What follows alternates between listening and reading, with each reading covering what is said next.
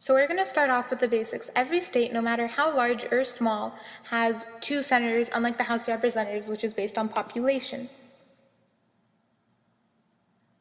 Now you're probably wondering, how do you become a senator? Well, in order to be a senator, you have to be at least 30 years old, have been a citizen for at least 9 years, and be a resident of the state you plan on representing. This guy over here is Chris Murphy. He's a senator from Connecticut, and he was 39 when he was elected, and is currently 41.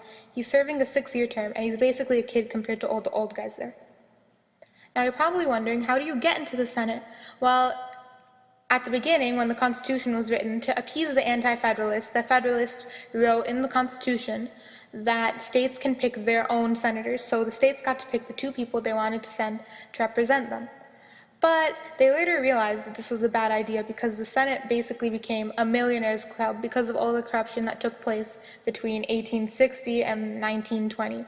So in 1913, Congress decided to pass the 17th Amendment and add it to the Constitution. And the 17th Amendment just states that people directly vote for their senators instead of the state appointing them.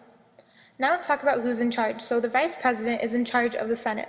But when he's not there, because Joe Biden is probably off doing something unimportant, the President pro tempore takes over, and it's more of a ceremonial position than something that actually matters, and it's just the oldest guy.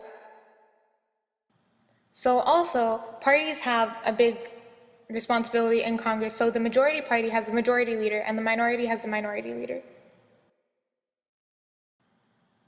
A filibuster is basically when someone prolongs debate about a subject, and they do this in order to make everyone who's against the bill, leave the building. That way, as soon as everyone who's going to vote against the bill leaves, they actually vote on the subject.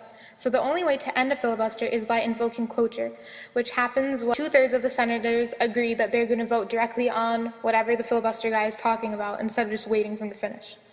Incumbency is the belief that senators that are already in office will be reelected. And it's because people already recognize their name, because voters don't really go out of their way to learn too much about anyone, so they recognize the name and they vote for them. You obviously know about the checks and balances between the 3 branches of government. But there are also checks and balances between the Senate and the House of Representatives. This happens when a bill becomes a law, because if the Senate does not like something in a bill that the House would propose, they can strike it down or amend it.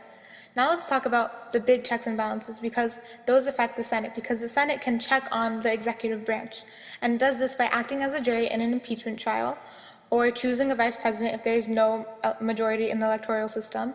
And the Senate also has to ratify all foreign treaties, as well as approve any of the presidential appointments, including cabinet members.